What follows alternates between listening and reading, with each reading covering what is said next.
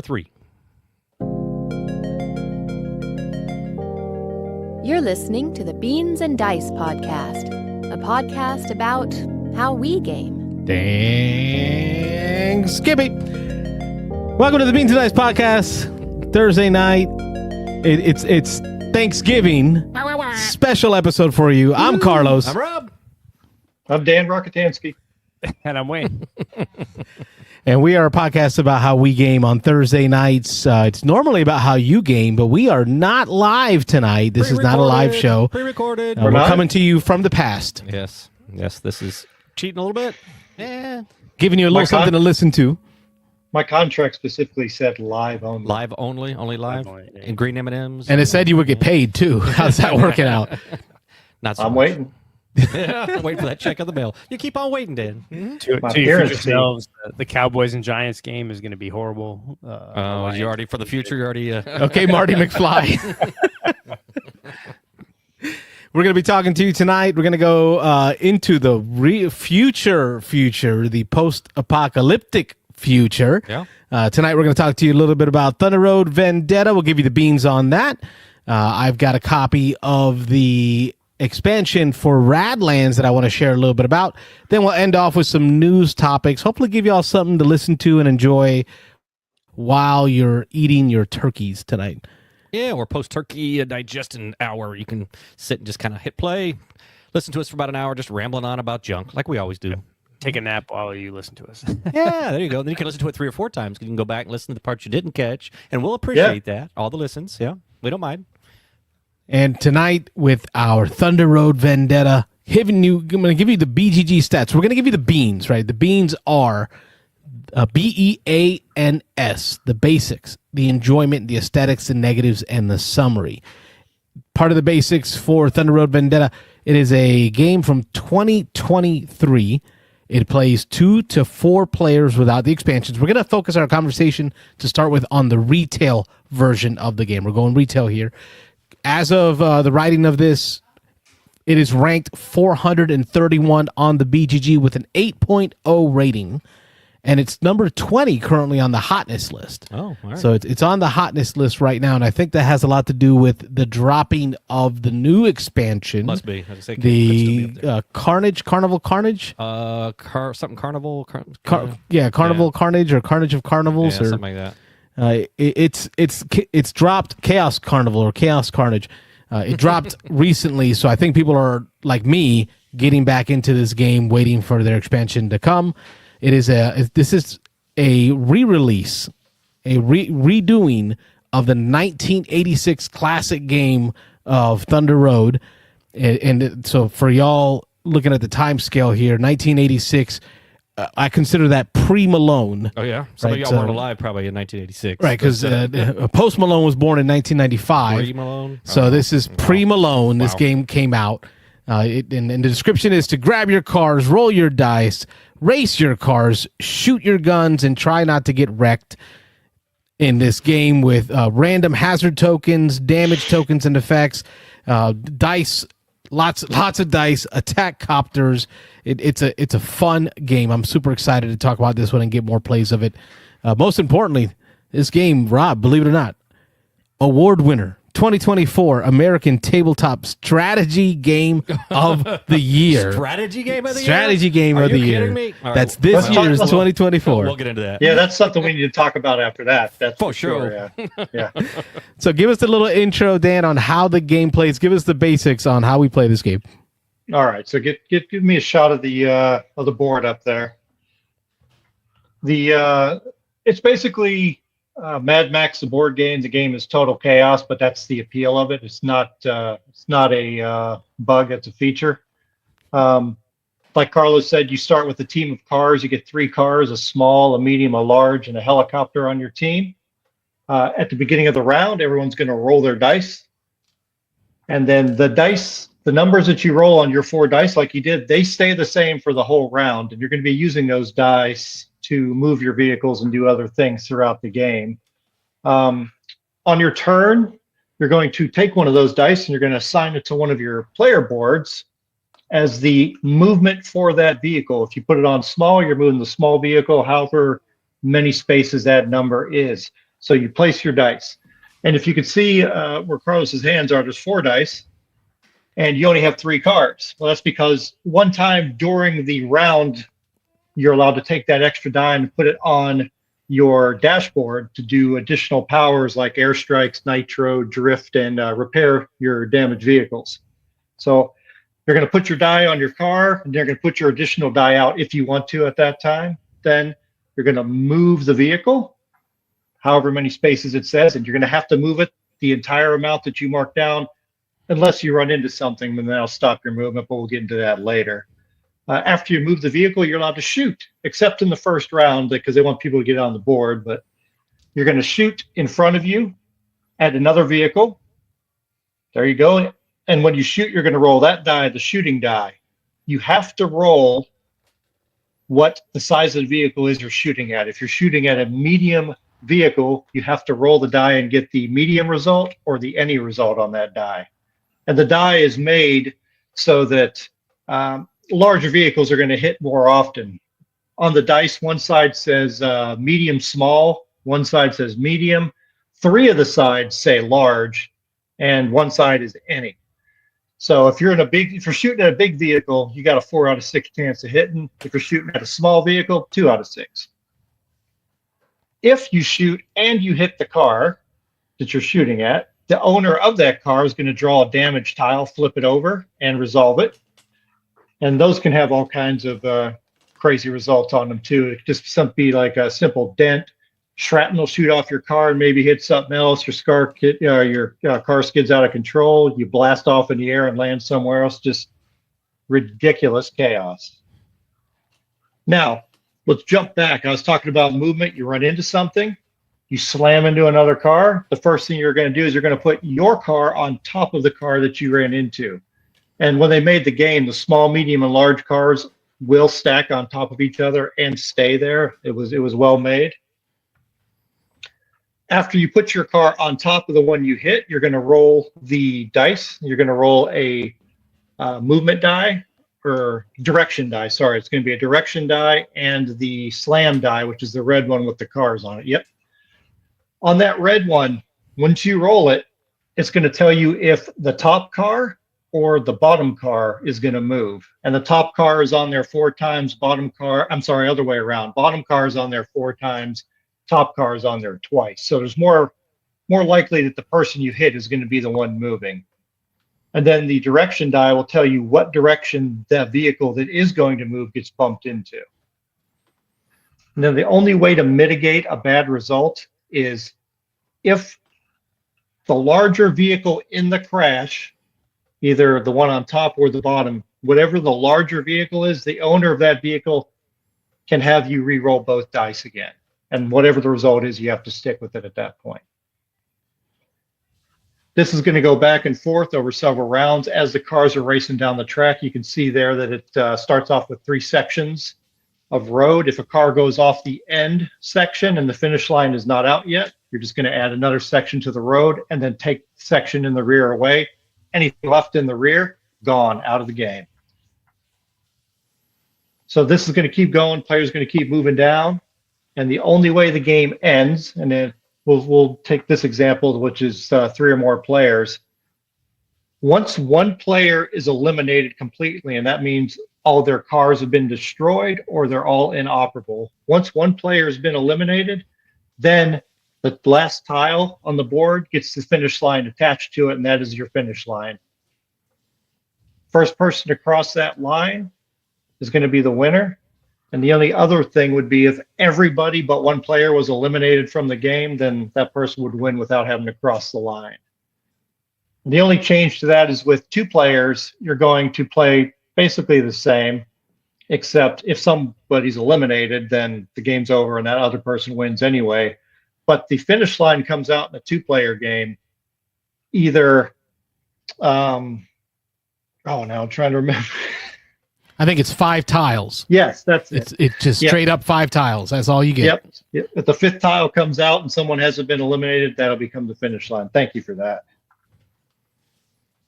And is there anything else we need to cover about the basic game? No, I think that covers the basics. That gives us an idea of how it plays. I loved. Well, I guess that gets us to So don't jump the ahead. next segment. Okay. So that was B for basics, E for enjoyment, right? That's where we're going to talk about the things that we enjoy about this game. We'll go round robin. We'll do our best to try to hit 1 point at a time so that everybody has an opportunity to bring a point in. Robert, talking to you. Okay. He likes to mash a bunch of points in about what he loves. Robert likes to be quick. He's like, I'll be quick. Yeah. 2 hours later. What I love about this, and Dan described this, is in the die for the slam die, the one that has the movement, right, where it talks about which car gets bumped, either top or bottom. It's weighted to the bottom car, right? The bottom car is going to get knocked around more often than not. And if one car is bigger than the other car, the bigger car in that slam action has the opportunity to do a reroll. So folks talk about this game as if it's just pure chaos. Oh, it's just straight up chaos. It's just a luck fest. And I, as a Blood Bowl player, as a avid Blood Bowl player, I disagree. Much like Blood Bowl, this game does have dice and it does have randomness, but it is statistically. Yes, okay. That word. That one. It's a game with statistics. Like you can determine, what is the odds? What are the odds of this action resulting in my favor before you take the action? And you can play those odds well. And good players will generally come out okay by taking the best shots at the right time against the right vehicles when they're surrounded by the right type of terrain. Like there's chaos with control. I love that. Okay. Dan, what do you love? Well, I just enjoy the whole aspect of just watching whatever's going to happen. Just watching. I know you said that there's a little bit of strategy in there, but watching a vehicle get hit, bounce into another vehicle that flips backwards and hits the original vehicle, and then runs into a wall and blows up. I mean, that's the good kind of chaos right there. That's what we like to see. And because of that, I have played the game several times, and then I've taught the game to a full group and just kind of helped them play the game. And I had just as much fun whether I was playing it or if I was just sitting there teaching and watching and watching the ridiculousness unfold. And that's how I was introduced to it. Dan taught, I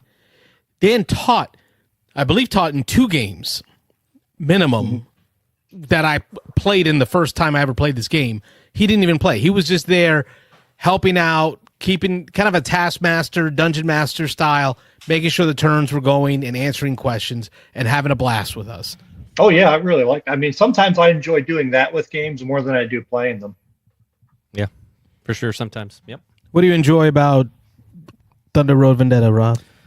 I'm glad you said enjoy, not love, because I don't love the game. Notice I changed my words. Like Dan, yes. I can say love to. You can say love. I can say love to Dan, but to Rob, I had to say enjoy. Yeah, it's a game. It's a good game. I mean, if it's a game that I'd pull out and play on occasion. I'll jump into a game if other people are playing it, want to play it. But the components, I guess, and that's going to get into aesthetics here in a moment. But the components, I'd say, is definitely one of the biggest things. Being a restoration game that they took an old game, kind of did it, upgraded a bunch of the little things. I mean, come on, these little helicopters and the little cars and all the little pieces and bits and like micro machines and the dice. They had helicopters in the original one too that were on the board.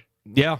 Just they didn't look as good as that, but yeah. Right. Yeah, all the little cool looking bits. I mean, this looks like something you would take out of a kid's the toy aisle. Just walking up and down the toy aisle, you could pick and choose all the different cool looking things, and then throw them on a map together. And the randomness. I'm not a huge fan of random. I'm not a huge fan of chaos. But if I'm in the mood for that, if I want to get this kind of game to the table, this is definitely one of the best ones out there for what it does. Yep.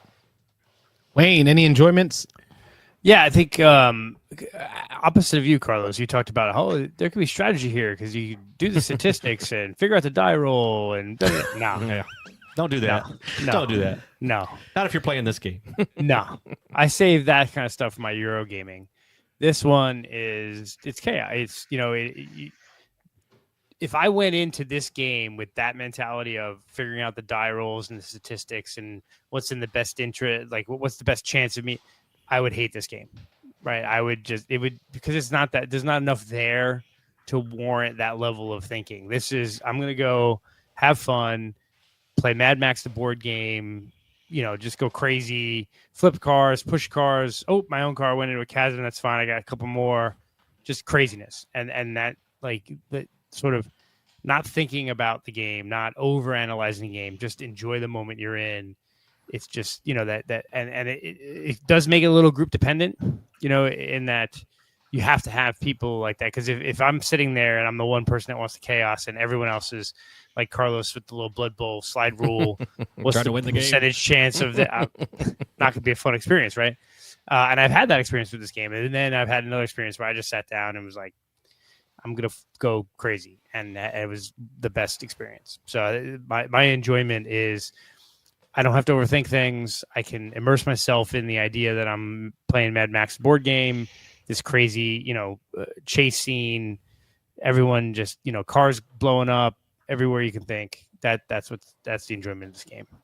I think, I can't speak for you, Carlos, but I think you and me are the same way. Even in games like this, where you're just having a good time and fun, you just cannot stop calculating odds and dice and all that. It doesn't change the enjoyment of the game for us, but that part is always on. I can't turn that off in any game I play. Right, I can't let it go to that end to be a witness. Right, witness me, to just be a witness of the game. Right, just watching it go by. No, I can tell. Okay, this is going to be the best move based on what I have right now in front of me. Like this is the best odds of success is using this large vehicle to attack that medium or smaller vehicle, right? Or shooting that large vehicle is my best odds of succeeding. Yeah, and I think that to me that actually helps me enjoy it even more because I'm saying, okay, I got a pretty good chance of this going my way and it's going to knock that person out of the game. And I roll and it doesn't happen, even though those were the odds. I find that just as fun. I'm just like, oh, I was completely wrong. Oh, well. That's the emotional roller coaster. You can't get on the emotional roller coaster unless you buy in to hope. You got to have hope to have disappointment. I play a game like this sometimes and I bring in that role play aspect of my experience where it's like, what's best for the scene, right? I'm playing this board game and I could not min-max, but I could figure out the statistics, but I go, what would be the most fun here, right? Oh, yeah. And that allows me to override the statistics in my brain and go, this is, this kind of game immerses me in the quasi IP, right? We're calling it Mad Max game, right? So once I'm immersed in an IP in a game, I think that's where it's good. Is if you have games that have IP and I get immersed in it, then that role playing aspect of me flips on, and sometimes it's like, well, maybe this isn't the best statistical action, but it's probably gonna be the most fun. So let's go with that, right? And so that's where, Wayne brings up another enjoyment that I have, which is the IP. Right, this is IP-less. Right, there's no IP attached to this.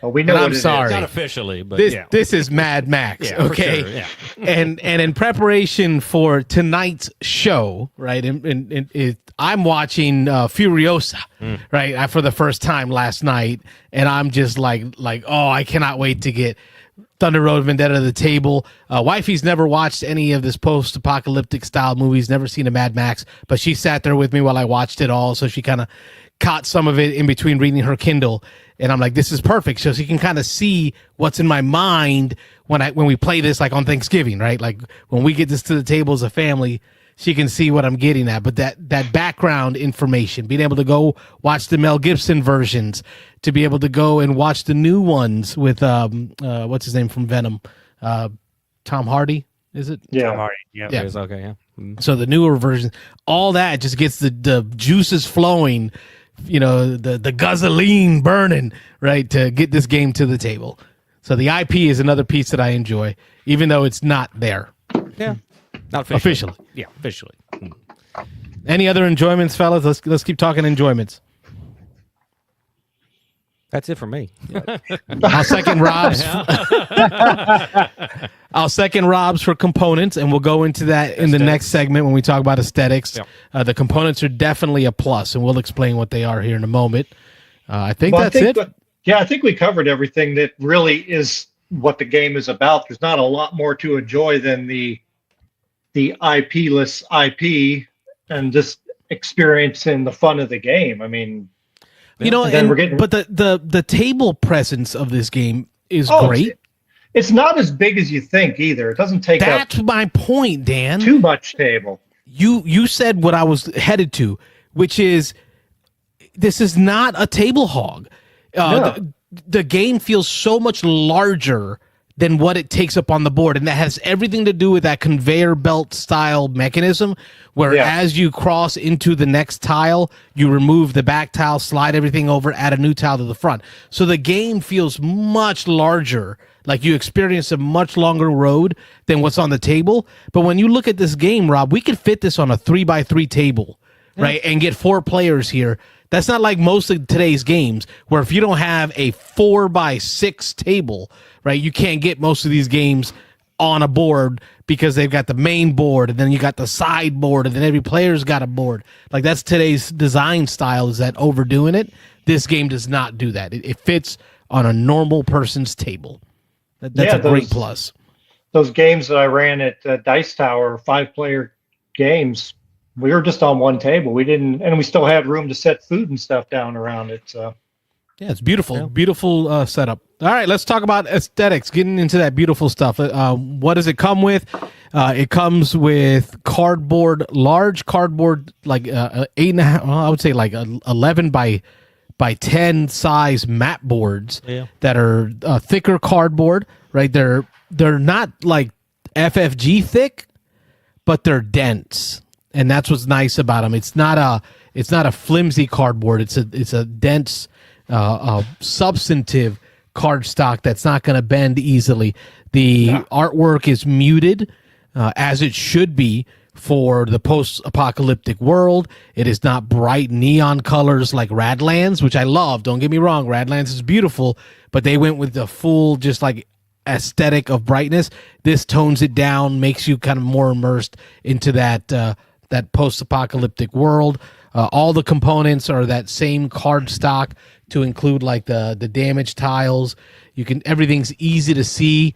So when you see damage, for example, this blast off, you can easily see I'm going to roll the direction die, which is purple, and then I'm going to add the movement dice, which is going to say how many spaces I move, and that's how far I fly on a blast off. So it's real easy to see what's going on the board, what your options are. The cars are all Micro Machines style cars, so that same size of Micro Machines, easily identifiable for medium, small, and large. And then that stacking that Dan talked about, how they're all perfectly designed to stack on each other and not fall. Like that was just smart, right? Because the game requires you to do it mechanically. Why not make sure the cars can stack and not fall over, to include like the rubble, like when you run over some a derelict car that's sitting there. And that's the thing, it comes with the cars that are like the destroyed, crashed cars are plastic cars as well. So you're getting that full like 3D experience on the board. Dice are standard pips, but they're all different colors, and to the point where even the coloration, the painting of the pips are different. So like they have like a beige on the green, black on the blue, and then black for the other colors. So they put thought into each of the production. They're all engraved, including the custom dice. So the custom dice that have the custom symbols on them, they're not just screen printed or heat printed. They are actually all engraved, all nice. Those are going to hold up. They're not going to fade or peel or anything like that. So that's actually one of my top aesthetics of the game is the dice were really kind of nice, and there's 2 different sizes. The specialty dice are big chunky FX dice. Yeah, and then the normal movement dice are all smaller dice. So, yep, there you go. Helicopters with spinning rotors. I feel like a kid when I'm playing this game. I'm just Flip that propeller. like, toys are okay for grown-ups. Okay, toys are okay for grown-ups. Anything I missed on the aesthetics? Let's talk with aesthetics. Also comes in the formatting of the rules. Dan, I've read through the rules. You've read through the rules. I know that Wayne and Rob, I don't recall having read through the rules. No, I've but looked at them. looking at the rule books, you have Maximum Chrome. I have Retail. What are your thoughts on how they produce the rules? I think they did a great job. I mean, it's really easy. I mean, it's not a huge rule set to begin with, but the way it's presented in there, it's nice and linear, and it makes it easy to learn the game. Each of the expansions in the Maximum Chrome one that I have, they have their own page, so you don't have to like hunt through, oh, this paragraph is about the expansion. So they set it up really well. Yep. And then all the damage tokens are on the back of the book. So you just keep the book out, face up on the back, and it answers any questions you have as you reveal the damage tokens and make it real easy. I think aesthetically, so when I say aesthetics, we talk about like the components and the way the game is designed. I think they did a good job. Very good job. Yeah, they did a really good job. And I got mine through the initial Kickstarter they did, so I don't know if my Chrome edition is different than anything else out there. Yeah, Restoration Games has a history, has a reputation of doing that. I mean, they take older games, they kind of put a new, fresh coat of paint on them. They spiff up a lot of the little details. They did that with the Dark Tower, the cool spinny tower. They updated that from the old one. Stop Thief, the little electronic thing. They take all the old things and kind of make them just a little bit better, just a little bit cooler when they upgrade these games. And so yeah, they did a really good job with this one. The one it's just nitpicky, right? But I like Restoration Games is they tend though is like their retail versions of games are good, right? They're nice, they're good for general usage, I guess. But they really sell you on their Kickstarter fancy versions because Downforce, right? There's like the Target version. Then there's like, the fancier version. There's the same thing with this game and other games. So they really try to upsell you. And like, so the aesthetics is fantastic. I've never played the retail version, but I know that, there's subtle differences like as far as the cars and the cards, but just that Kickstarter comes with so much other cool stuff to play with where it's like, can you really get by with just the retail? I'm trying. Yeah. I'm trying.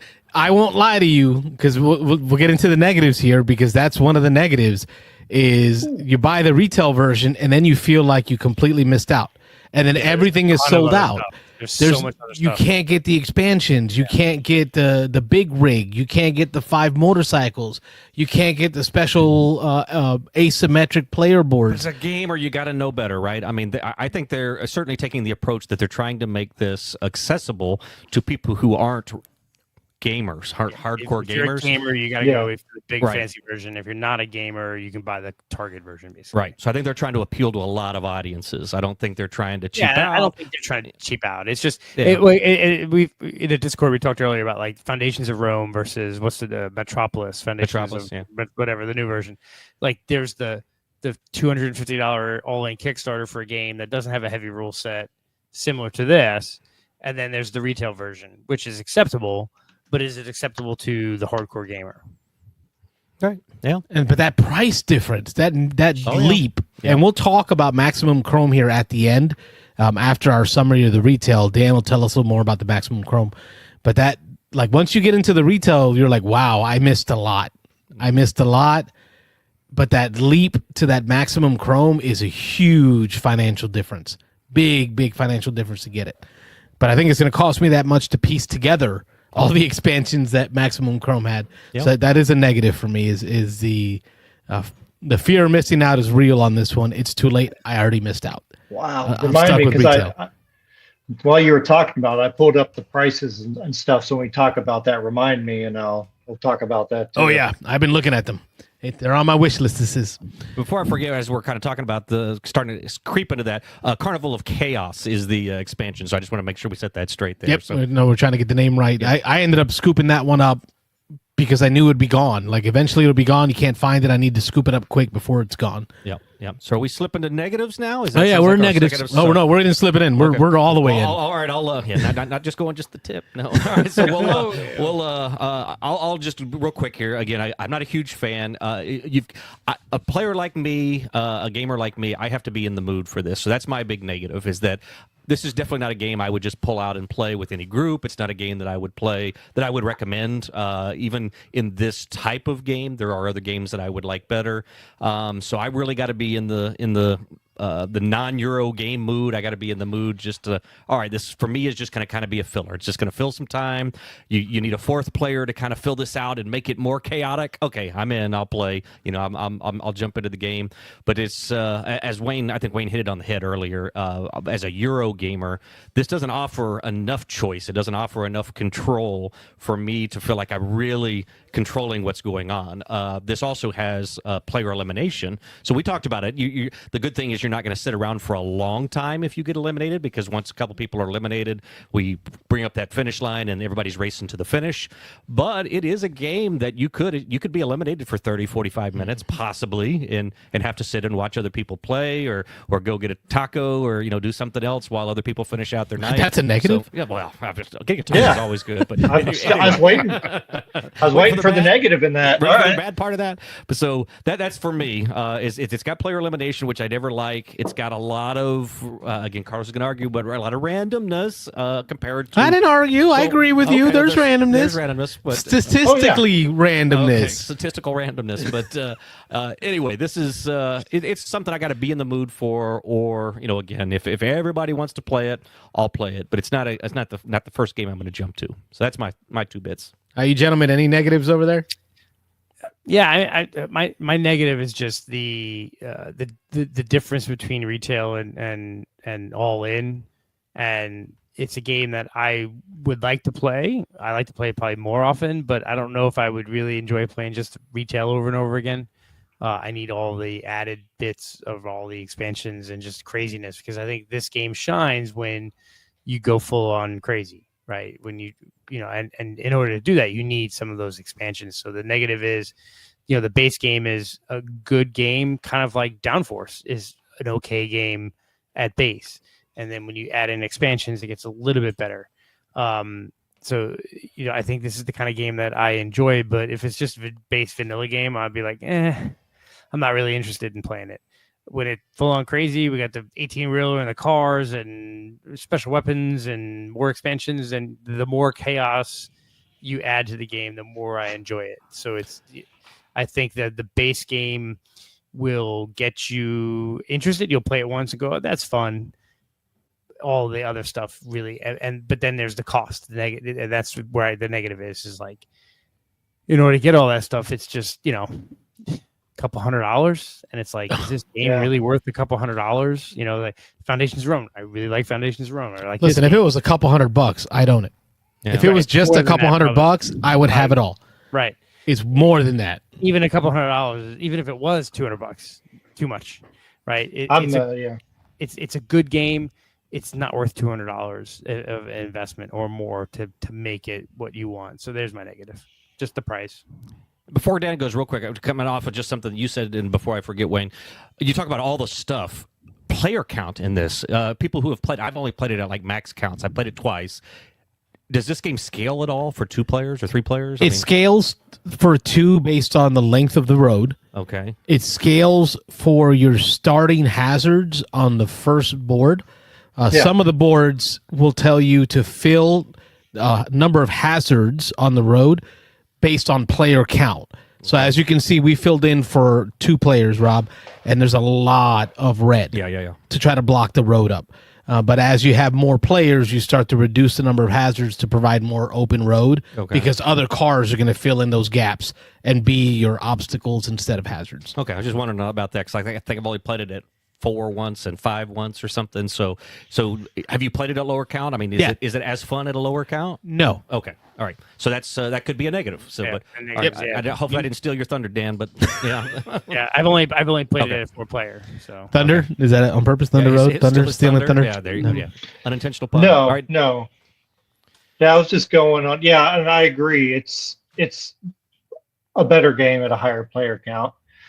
3 is okay. I mean, it's not bad, but definitely 4 and 5 is the sweet spot in this one.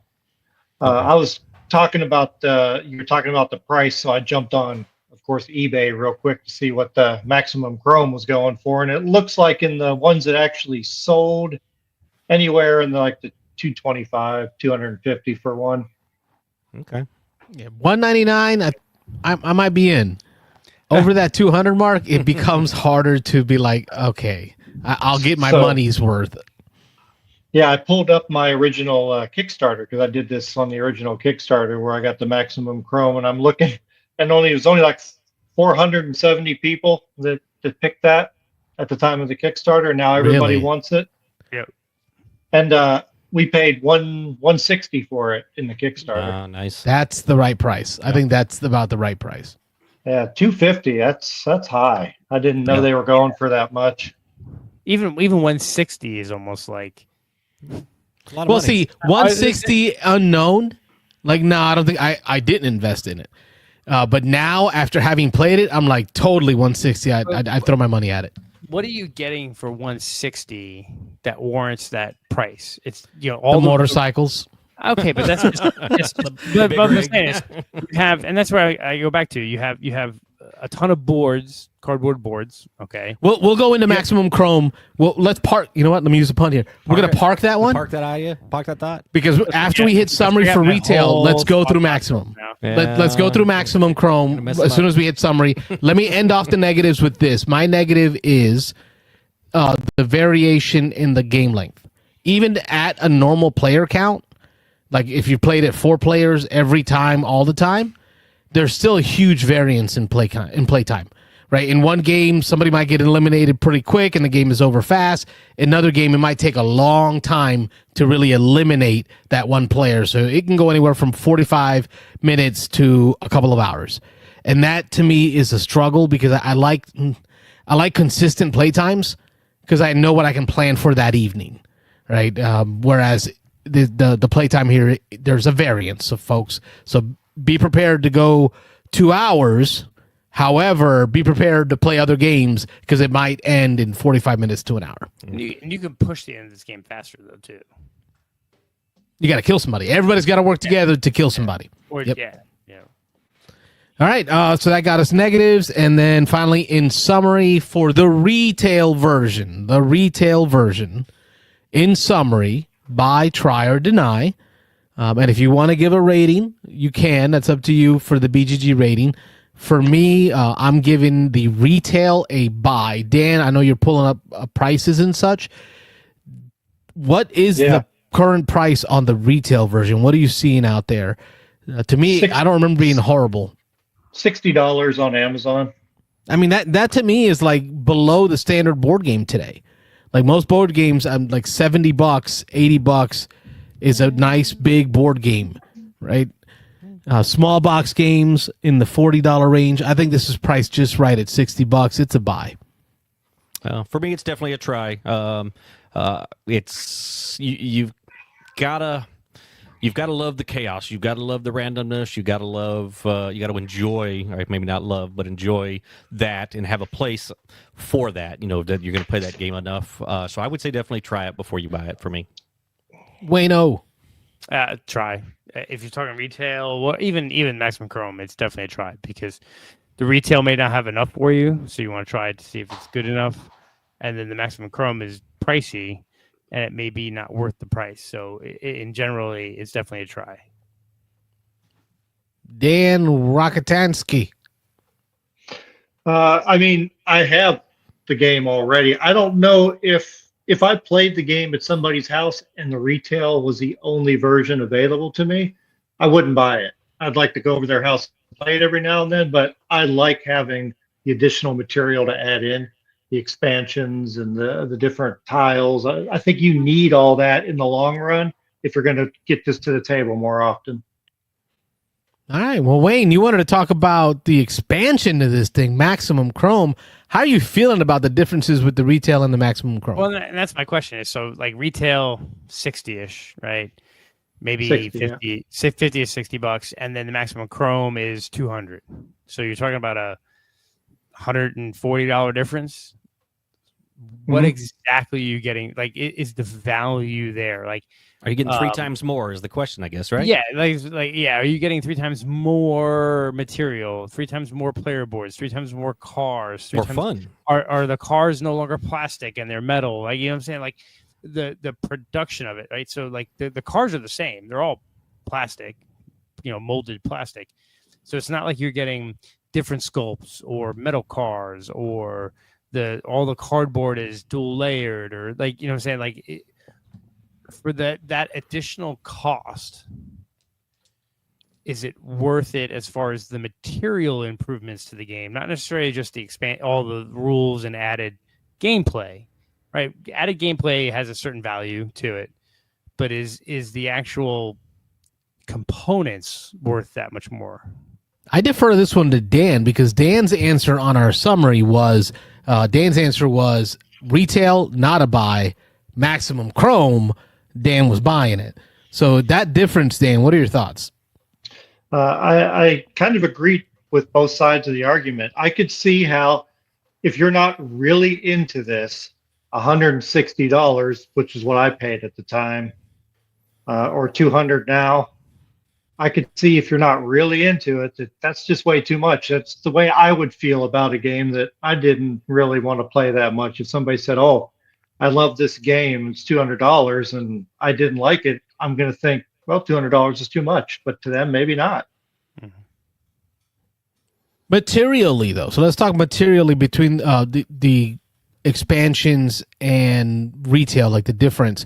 I don't think it lives up to 3 times the stuff, right? Because in the expansion, in the Maximum Chrome, you're going to get 2 sets of new teams. And that's going to take it, I think, to 5 players. It still recommends 5 max, right? It does not recommend playing at 6. No. I know people that do. I know people that do play it at 6, but it's not recommended. It's still recommended at 5. But you get 2 new teams, one of them being a war rig. So it's a big old honking truck. It's multiple segments. It's red, and it red means it goes faster. Oh, yeah. It's awesome. Okay. The truck is awesome. And then it comes with a second team of motorcycles, 5 individual motorcycles instead of your normal team of 3. Normally you have 3 vehicles as your team. With the motorcycles, it's 5, and they're yellow, and they're fast, and they just ping off of stuff like pinballs. It's amazing. Outside of that, I don't think you get any additional plastic. Like, you're not getting any additional extra dice. You're not getting, like, component-wise, it's just more track, more new hazards, some more indifferent new hazards. Asymmetry. That's the other ticket. Yeah. You add team powers. So you're going to have, like, a team leader, and they will have an individual power. So that's a new board. And then you get cards. So now there are cards that provide different upgrades to your team that we draft. If I remember correctly, we drafted them for the Maximum Chrome to give our team or our vehicles different upgrades or powers. Yep. Which was awesome. Yeah. Like that. Yeah. That to me made it. It didn't so much, Wayne, take it as spend 3 times as much and you'll get 3 times as much stuff. I think it said spend 3 times as much and you will get 3 times as much game. It becomes a gamer's game now and not just a family Target off-the-shelf game. And that's sort of where I was going is, like, I know the expansions offer greater game experience, greater game play, and that's one thing. And is that worth that huge jump in price? Because the material components you're getting aren't that much more valid. And that's sort of where my it goes back to a negative of, like, it's a good game. It's not worth that huge price tag. Yeah, I could agree. I can agree for me. Like, I'll play Dan's copy anytime. You play what? I'll play your copy anytime you want. Oh, sure, absolutely. Yeah, I live off of that. So as long as somebody in the group's got it, I don't need it. Yeah. So. I also wanted to bring up something we didn't talk about that might cure some of the problem that Rob had with the game is I haven't played it yet, but one of these times, probably with Rob to see if he likes it more, Okay. Yeah. is the German engineering module that takes the dice out, and you have a hand of cards that you're playing from to pick numbers and do different things without the randomness of the dice. Now we're on the right track. I like the sound of that. Yeah. Gives you the full bell curve, access to a bell curve of results as well, because it also replaces the shooting dice. So now you have more control. It's more of a flop for the shooting. Okay. And so there's that bell curve. So you can see, okay, I've already shot and hit a couple of smalls. I know that there's a lot less smalls in this 18-card deck than larges, mediums, and any's. All right. So I'm not going to shoot any small cards until I shuffle my deck again, because then I'll know that I'll have access to the smalls again. A little more thinking. Yes. Yeah. All right. German engineering. I'm liking it. Yeah. Right. Yeah. I like the idea. Mm. And that's what I'm missing. That's the big FOMO part. Like I'm not buying Maximum Chrome. I can't get those expansions. They don't sell them individually like that. Just steal out of Dan's box. So that's what we need to do then. We need to set up a day where at least 3 or 4 of us are over at your house, and we'll film it. I'll bring my Maximum Chrome copy, and we'll do the German engineering. Which I don't think I've seen anyone play that on YouTube. I haven't seen anyone play with the German engineering. So that's a great idea. Yep. We'll film it and put it up. Yep. That'd be fun. Yeah. And let's do it with 4, because 4 to 5 is the player count, right? Mm-hmm. Yeah. Yeah, that's the best. Yeah. We'll get 4. Yeah. Beautiful game. Nice. That is Thunder Road Vendetta. We talked Thunder Road Vendetta retail, and we talked Maximum Chrome. Hopefully that gives you an idea of what the Beans and Dice crew think of Thunder Road Vendetta. All right, let's keep this post-apocalyptic theme going. I'm going to go into an expansion that just came in for me. I think, Dan, you own a copy of Radlands, or is it Mike? No, I do. I own the the updated one we used to have in the store, the upgraded box and all that. The Super Deluxe, yes, gorgeous, gorgeous setup. They just released, and I know they'd announced it at Gen Con, but they just released the expansion called Cult of Chrome, and the Cult of Chrome expansion is a small box like this, and it's just camps, right? That's how it was described to me. These are new camps to add to the game. I think like 30 some odd camps added to the game. What they did is they put 32 new camps into the game. However, they also, this is the reason I'm bringing this in here, they also did some reworking of the game. They featured 10 rebalanced replacement cards for some camps and cards that are in your game. So you're replacing some of the old stuff that just didn't work out. You have the option to buy the synth version of this, right? The deluxe version comes with plastic cards, or you can buy the linen, which is the actual just paper stock cards. So that, I mean, that's all cool and all. This expansion is going to be great. If you're a Radlands player, you're going to love it. It's just more Radlands, new camps, and then some fixing of cards, right? That's what we all love, is getting more stuff for our games, right? But here's why I want to talk about this for a moment, and that has everything to do with this this sticker sheet that came in. Check this out, Dan. Games should do this more. Look at this. These are sticker sheets, almost like Betrayal Legacy. Okay. Do you remember as we played Betrayal Legacy, new things were added to how to play the game, and they gave you sticker sheets, and you added them to the rule book, or you overlaid sections of the rule book? Because they had some errata, they're on like version 2.4 or something, 1.2 of the rulebook. They gave you printed versions to just add to your rulebook to replace what they fixed. As an example, they fixed the restore rule, right? The game had a negative where people would continue to use a card to restore itself.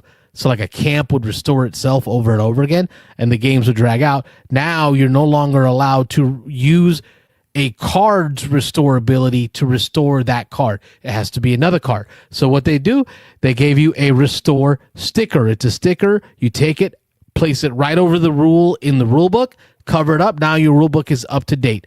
I love that. I love that because I hate having to download a digital rule book with the most updated version of the rules, but my rule book in the box is not up to date. Like that always bothered me. So I'd have to print out like a PDF, use a PDF to print it out. Costs money. It costs some money.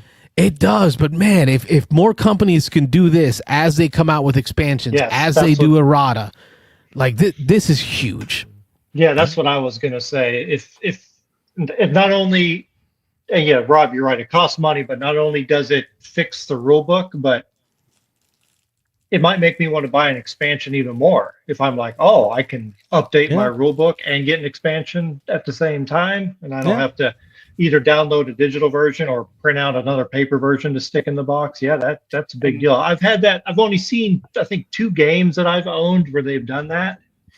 And when you think about it, a sticker sheet, like one sticker sheet or a couple, like with the updated rules versus reprinting an entire rule book, because a lot of times in future expansions you get new rule book or consolidated rule book or whatever.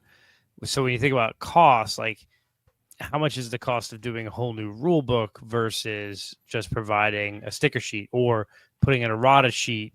So it might not be that much more expensive in the grand scheme of things, but you kind of have to be.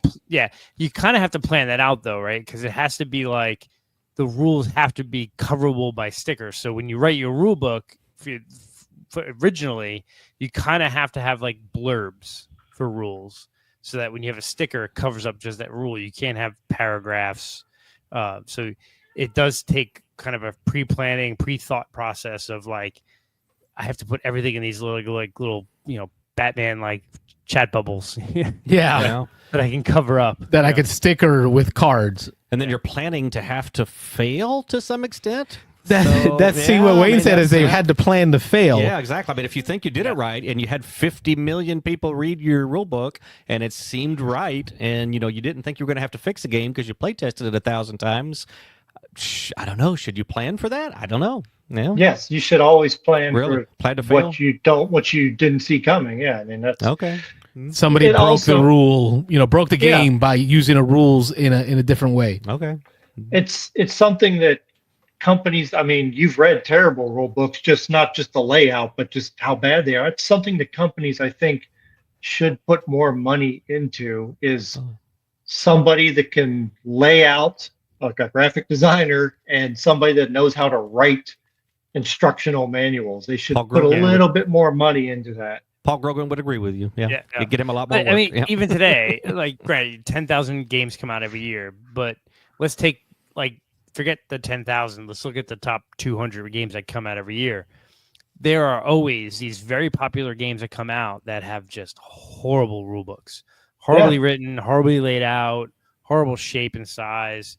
Like, you would think that in 2024, companies would realize, like, we can't, we really need to get it to like a Paul Grogan, get it to some other people that are, they can lay this out better, that can find the bad wording, those kind of things. Because then the moment the game comes out, you have 5,000 gamers looking at it, and immediately you're seeing people post like, what does this rule mean, or this is my interpretation, this is this interpretation. Like, you have to really like do a better job of that stuff.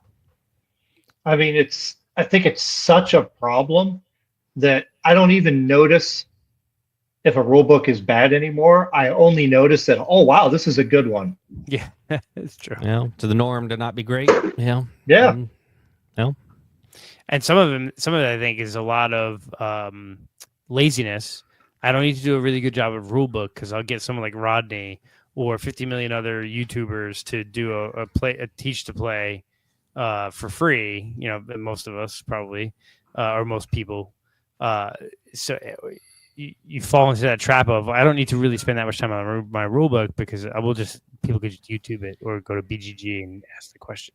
Yeah, in defense of the game makers, I mean, it is another expense. I mean, if you aren't naturally great at writing rule books, you have to hire a Paul Grogan or hire some people to read it over and over and edit it and make sure it makes sense and it flows right and all that. So it's just one more little thing. If I'm going to spend money on my plastic cars, instead of screen printing my dice or whatever, if I'm going to instead of heat printing them, I'm going to engrave them, have nice dice. Maybe that's a corner that I cut. I'll make the rule book good enough, and then I can always do a PDF or a FAQ or an errata, and we can fix that as we go. So yeah, I can understand that if you're making your first game or you're a small studio or something like that. But a lot of the really bad rule books I read are from the biggest companies in the industry. Yeah, no excuse. Yeah, Yeah. I hear you. Second thing they did really well in this expansion is it fits back in the box. So when I mean back in the box, I mean in the deluxe version, the way the box is set up, there's a box inside the box that holds the cards, and I don't ever remember there being that much room in that box. But what they decided to do is to keep it at 32 cards exact, because that's exactly how much room they had left in this box. Really? You're replacing 10 cards with the updated cards, and you're adding 32. So I know it really reduced what they can do expansion-wise, at least for this expansion. But it's a good feeling to know that this thing is going right in the box. There's not going to be an extra space needed. It fits right in. So planning to allow for expansions to go into your box is a good thing. More of that, please. Mm-hmm. And that's the Radlands Cult of Chrome expansion. What we'd like, the updates on stickers, and the fact that it fits back in the box. More of that, please. Mm-hmm. Amen. Amen. Oh, and they were late. They were late on their deliveries. So what they did is they provided alternate artwork water silo and Raiders cards. So for those folks who had pre-ordered and didn't get your order on time, you get alternate artwork water silo and Raider cards, which is That's pretty Roxy nifty. Game. They're like they have that stuff down to a Nice little science. bonus. Between Yeah. all the tiny epics and the brass and this, they got it down. See, what I gather from this too is it comes with the little promo cards came with the synth version, the plastic, and the linen version, and I never had them side by side before. But man, the color saturation on the linen cards, big on the difference. paper cards, complete different than the synth cards. The plastic cards are more muted. The blacks are not as rich. They're not as dark. So I guess printing on plastic, they haven't really figured that out to get the same saturation of color and brightness of and contrast of cards. So that's the first thing I noticed. I was like, oh, I was a little disappointed. Now that I know I have the synth version, so I don't have to sleeve it. It's all made out of plastic. But then to think, wow, it is very much more muted in color, isn't it, Rob? I know it's hard to tell on camera, but I'm showing it to Rob. And actually, but I'm looking at it, though. I was looking at it with a little bit of shadow on it, and they actually look identical with the little shadow. It's not until I get them into the light and I see the light bouncing off that I can see a difference. But if you put So when you look at them in the dark, they look okay. they look Okay. identical. I mean, I can't They tell look- the difference with them. When, They The look the light- same the- inside the box too. When the lid's closed, they look exactly the same, right? Yeah. The light will set you free. yeah, with just a little bit of shadow on them, I can't tell the difference. And this But, is what you know, people come here to Beans and Dice for is that In-depth, level yep, of in-depth in-depth stuff, yeah. analysis is when the lights are off, they look the same. Yeah, no, not what You're I'm welcome. saying. Well, if you close your eyes. No, they feel exactly the same. You can't tell the difference. Okay. All right. I was curious. Thank you. That's Yep. funny. Take it from us, Beans and Dice. All right, as we wrap up the show, we're going to get into some of the news topics here. Some big news that I think had a local impact. Kind of, Wayne, in this news, show me where it hurt you. My wallet. Yeah, for sure. I really want in the quest to find games to play with my family, Santa's Workshop came out with Elf Creek Games last year, got some good reviews. I'm a huge Christmas fan, and so I had kick-started the Elf Creek second edition or second printing of Santa's Workshop earlier this year, and they're like, "Well, we just fulfilled the Kickstarter last year, so this will be easy. We'll get it in time for this Christmas." Everything was going okay. August update came and said, the pledge manager is going to open. Everything's on track. And then since August, nothing, not a peep. People keep asking on the thing, hey, what's the update? What's the update? When's pledge manager? And then over the last couple of weeks, people started talking that the social media manager, their community liaison quit, and this person quit, and that person quit, and the co-owner left the company. And then in the last week, people started posting that I guess the company was registered as a entity in Chicago or Illinois, excuse me. They were involuntarily dissolved, probably because they didn't pay their taxes or their fees or something. Now, Yeah. apparently, they have instituted themselves. Which really just is the original founder probably just paying the $500 to like keep the name. But they have been radio silent on all Kickstarter campaigns. So the Santa's Workshop Kickstarter campaign was Santa's Workshop and a reprint of Merchants of the Dark Road with a big expansion for it. And I think they had at least another Kickstarter outstanding as well. And they've been radio silent on all of them. Basically, the rumor is that every single person in the company is gone except for the owner. And more than likely, nobody's getting their stuff. Now, for me, not a big deal. I guess I'm out the $60 that I kickstarted the game for. But I mean, the Merchants of the Dark Road, there are people that are in $200, $300, $400 in that because it was like base game, expansion. And lots of plastic and beautiful wood. Tons of stuff. Yep.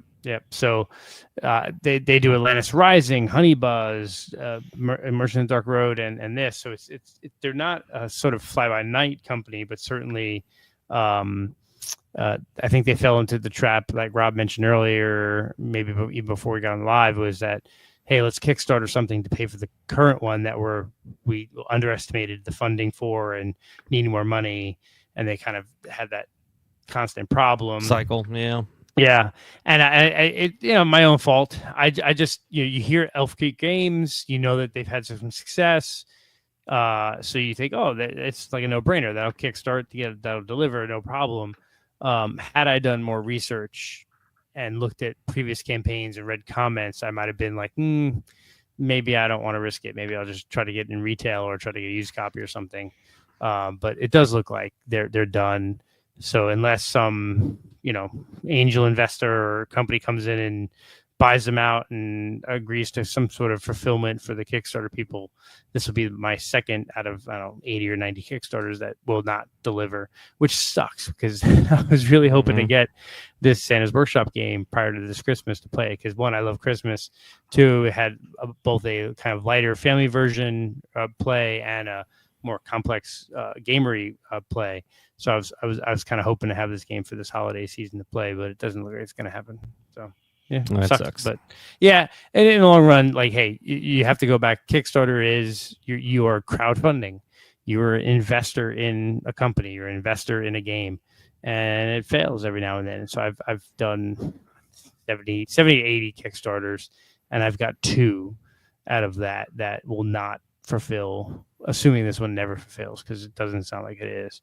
So it's a pretty decent track record. I can't complain. And between the 2 games, but one was an expansion for the Warehouse 13 game, which the owners now passed away, so they're definitely done.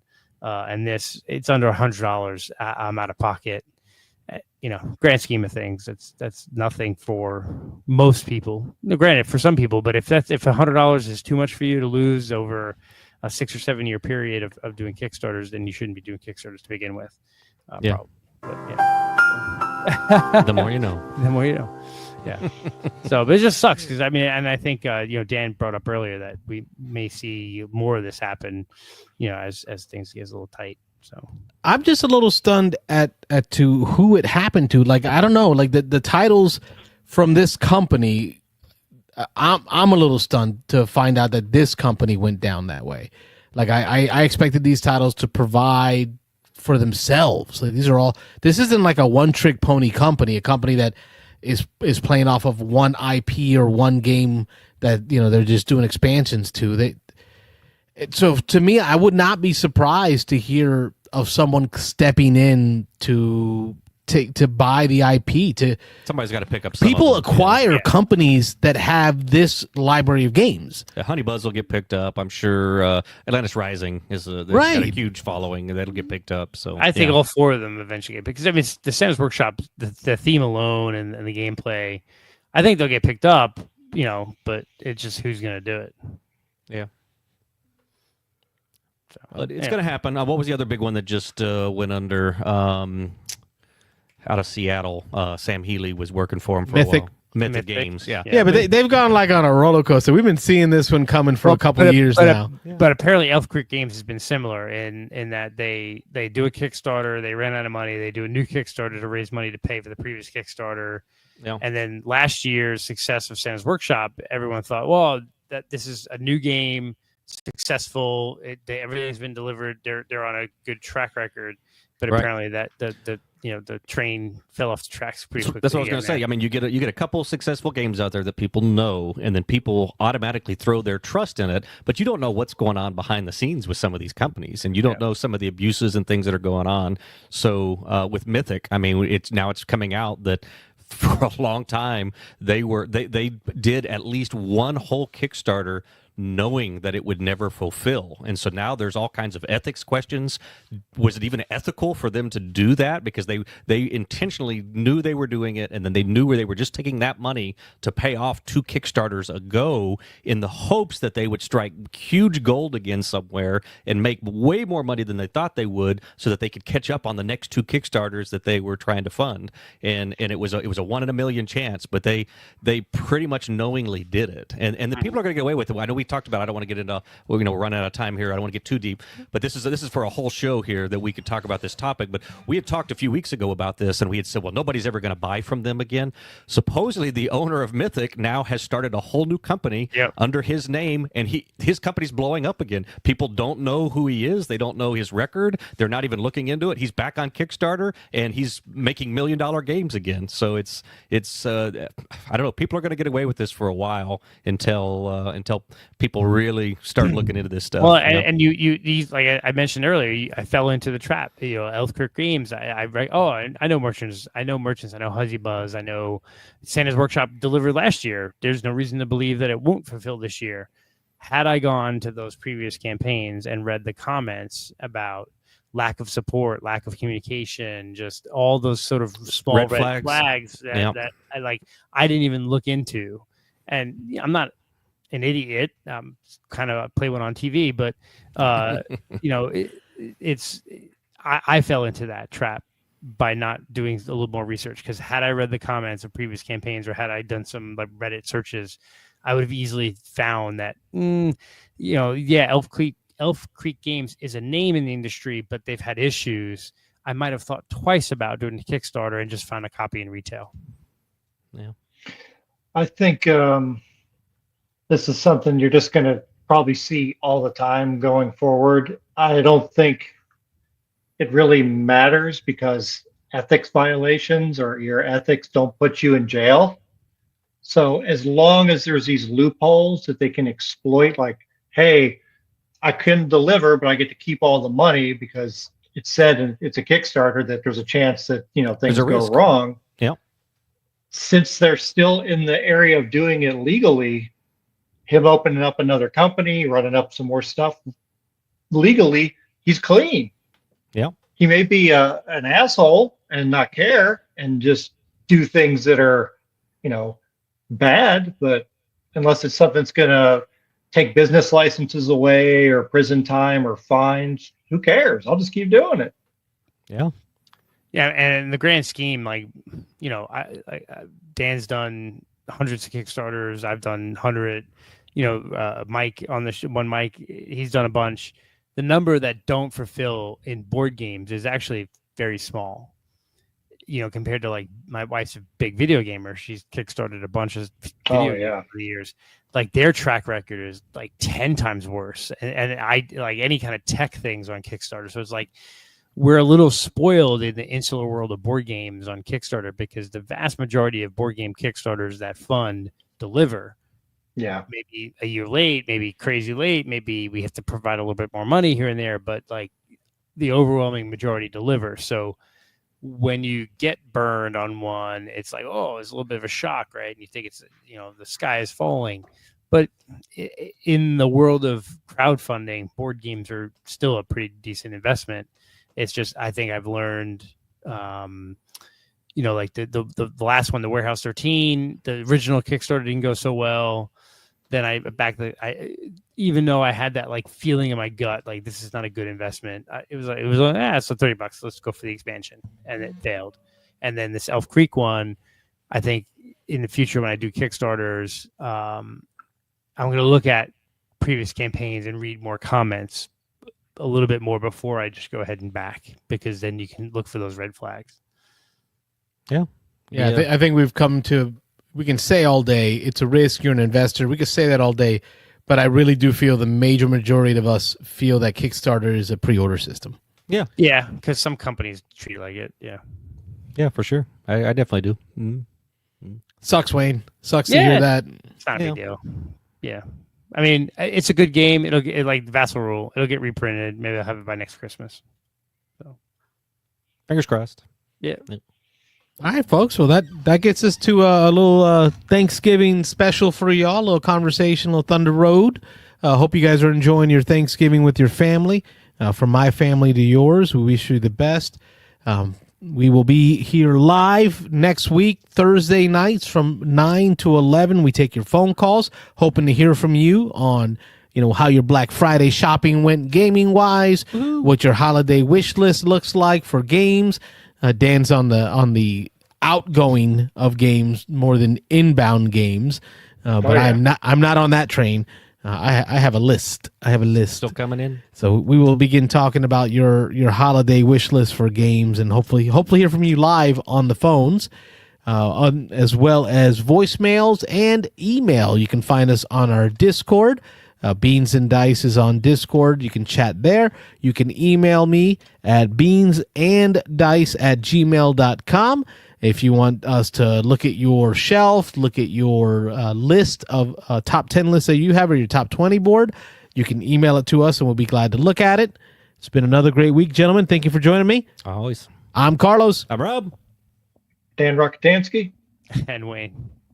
And we're the Beans and Dice Podcast. Thanks for watching the Beans and Dice podcast. Dan's out. Don't forget to like and subscribe. It's really a closet he just went into. Shut the door. I like a cat staring at him.